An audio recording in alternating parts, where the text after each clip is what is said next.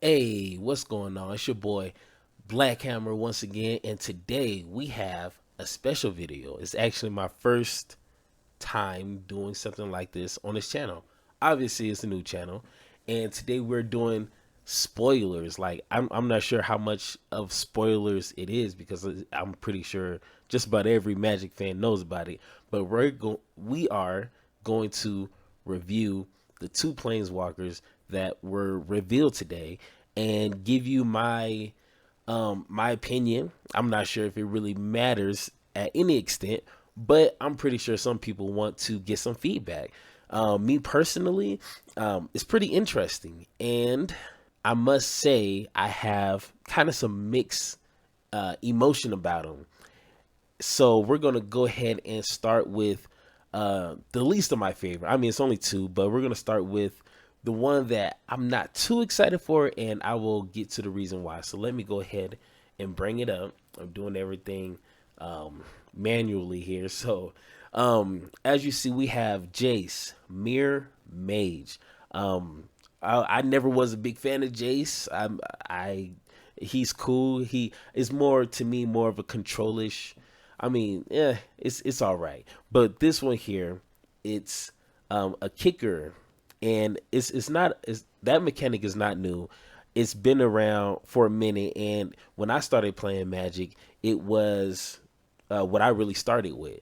So it's interesting to see it on a Planeswalker. I'm not sure if they ever did it with a Planeswalker before, but it says kicker two. So if you want to kick it, you'll be paying 5. If not, you'll just be playing a 3-drop Planeswalker. But if you do kick it, you'll be paying 5. And it says, when Jace, Mirror Mage, enters the battlefield, if Jace was kicked, create a token that's a copy of Jace, Mirror Mage, except it's not legendary, and starting loyalty is 1. And that 1 is very important. And when I was reading, kind of some comments on Instagram and Twitter, a lot of people were asking, well, when you get the small Jace or the mini Jace, can you kick it?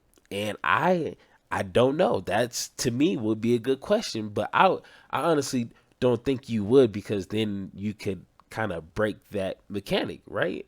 At least in my opinion, it will be broken at that point. So I I honestly don't believe you can kick the smaller Jace, or kick, well, you don't want to kick Jace. I mean, if he sucks, yeah, you want to kick him, but to me, I think that's what makes this card special, because then his further abilities is +1 scry 2. Now, if you're like me, more of an aggro player or more of a big mid-range player, scrying is important to any deck. It is important, but it's more important for a controlish engine deck that you're looking for certain pieces. So the +1 scry 2 is amazing, and especially when you have mini Jace, you can do that twice. So eventually you're scrying for 4, getting exactly what you need at the top, which helps the next ability, which is 0. It costs 0. So that's really good. And it says draw a card and reveal it. Draw ability is always important. The only downfall, which I wouldn't say as a downfall, but they're trying to not make it broken, you reveal it. So your opponent is going to know what you're up to. So, make sure that when you reveal it, you're gonna use it right away, because then your opponent can anticipate what you're trying to do. But it says remove a number of loyalty counters equal to that card's converted mana cost from Jace, Mirror Mage. Now, if you have a baby Jace and you 0, you're gonna kill it unless you have a card that costs 0, which I'm not sure if that's in standard. But anyways, for the big Jace, you got to be real careful, because if you just slam it on the table and you draw a card and it's a 4, if it's rewind or something like that, you're gonna kill your Jace. It may be worth it. I mean, I'm not sure if you want to pay 5 mana to draw 1 card and kill your Jace. You just pay 5 to draw a card. So, I mean, you just got to be really strategic about it. To me, is more of a controlish deck, or you're just searching for things that you need. and it's not really, to me anyways. I could definitely be wrong. It's a lot of smarter people in Magic than me, but to me it just seems like you play it, you might get, two, three tops turn with it, and then it's gonna die. uh, Someone's going to kill it, remove it, and at least you got to draw a card. You know what I'm saying? So to me, that's cool.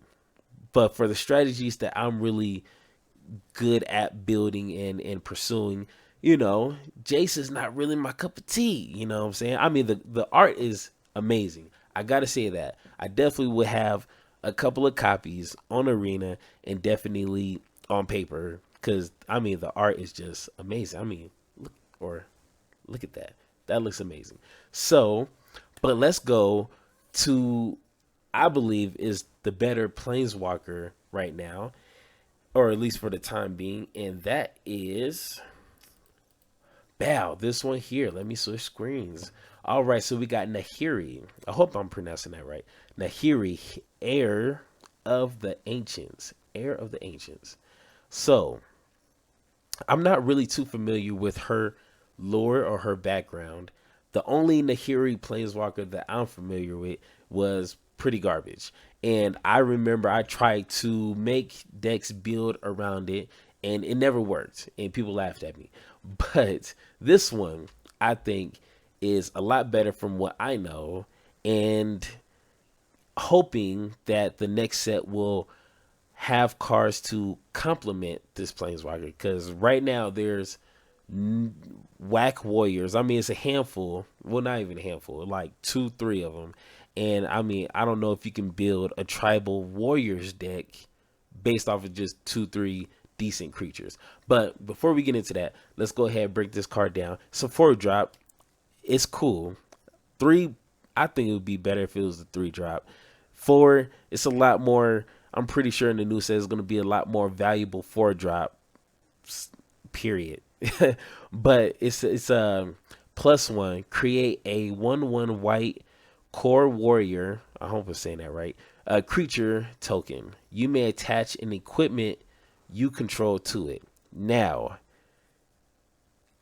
like I said, the last Planeswalker that I'm familiar with was based more so on equipment, and it's like they're really trying to push equipment, and which is cool. I would love that. I haven't really seen too many people try to take advantage of equipments, not auras or enchantments. I'm talking about pure equipments. And it just sounds like a fun deck. I don't know if this could be really competitive, but at the least it'll be fun. But once again, I'm gonna try. I mean, I love red. Red and white is my favorite color, so I could definitely try to see myself making this work. But let's go ahead before I just start talking. But it says -2. Look at the top 6 cards of your library, which is a lot. That's pretty decent. It says you may reveal a warrior or equipment card from among them and put it into your hand. Put the rest on the bottom of your library in a random order. So look at 6 cards. That's a lot. It kind of tells me that you're going to be, I mean, it'd be smart for you to have warrior and or equipment cards in your deck. Because if you look at the top 6 and you don't see any, you don't have enough. At least to me, anyways. But it's card advantage. I mean, it gives you an opportunity to find what you're looking for a situation that you're in and solve it. So, I mean, I have a couple examples here. If you're looking for any an equipment card, I like this one here, Mace of the Valiant. It says equip the creature gets +1/+1 for each charge counter on Malice of the Mace of the Valiant. It has vigilance. What I like is it says whenever a creature enters the battlefield under your control, put a charge counter on this joint. So her +1 creates tokens, and I love tokens. And there's a lot of creatures that create tokens, not warriors. So I mean, it's cool, you know what I'm saying? But you want to find warriors and equipments that kind of complement her +1. We also have short sword. It's really to the point. It costs one. Equip the creature gets +1/+1, and it costs one to equip. So I mean that's really simple. So if you just need a creature that just needs that extra point of damage, boom, you got it right here. You can -2 pull this out. It what costs 2 to play it and equip it. You're good to go. You also got Shadow Spear, which is, I mean, it's already in a lot of people's sideboards. So I mean, if you can have this in your main deck, about what 3 copies, this right here can, I mean, it's lifelink and trample. So if you have a pretty fair large creature and you're struggling for life, go ahead, -2, look up 6, pull this, bam, bam, there you go. Now you got a pretty decent creature with lifelink and trample. So to me, that's pretty cool. Her -3, which you can play and minus right away, -3. That's pretty daggone decent. It says Nahari, Hair of the Ancients, deals damage to target creature or planeswalker equal to twice the number of equipments you control. So once again, it's kind of steering you to use equipments to really play this card. Now, of course, people are gonna play what they want. They may not even have not one equipment in their deck, but they might just see the +1 as a benefit, which is cool. But if you want the full benefits of this card, you got to get creative, and you're gonna have to do what a lot of people seem to not, you know, like to do. And to be honest, is because there's not a good selection. And I kind of looked up some some warrior creatures, at least in the present standard. Hopefully, the new set will have plenty of warriors. If not, this is going to be a waste of card. But we have Hectos, the Unscattered. This was a popular card for like 2 weeks, and then I never seen it after that. So then we got Seasoned Hollowblade. Now this card right here is amazing. I played it a couple of times, and it is a headache to get rid of. And when you're playing it, I mean, you feel like swinging it every turn. And as long as you got that one card in your hand, you're good. So this could actually be a nice benefit in a Warriors deck. Then, of course, we have Winota. My bad. I don't really like Winota only because it's, to me, it's overplayed, and it's like I don't like playing cards that a lot of people are playing. So I'm not sure if Nahiri will fit that deck, but I mean, like I say, people will do some crazy things, and it doesn't really matter.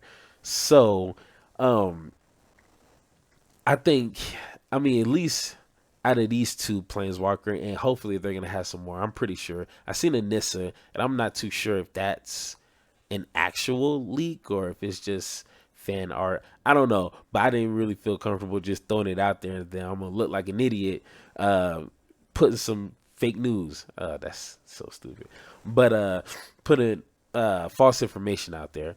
So out of these two Planeswalkers, I would definitely, I'm a Nahiri type, you know what I'm saying? So that's my opinion.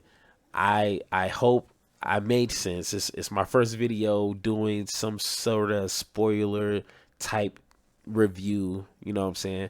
And as they come out, I'm going to continue to do videos like this. So hopefully I kind of have a lot more information ready for you guys. So, but I honestly just got off work, watched TV, ate dinner, and then finally got on my phone, and it was like, hey, there's spoilers out there. So I just quickly fix myself up and set up the lights and start recording. So definitely subscribe if you guys want to see more information. I got a couple of nice videos of some builds. I might even try to do a Warriors, so when the whole set comes out in a couple weeks, we could just fill up some empty spots and then be ready to play. So once again, it's your boy Black Hammer. Go ahead, subscribe, like, share, do all that stupid stuff, and I will see you guys in the next video. Peace.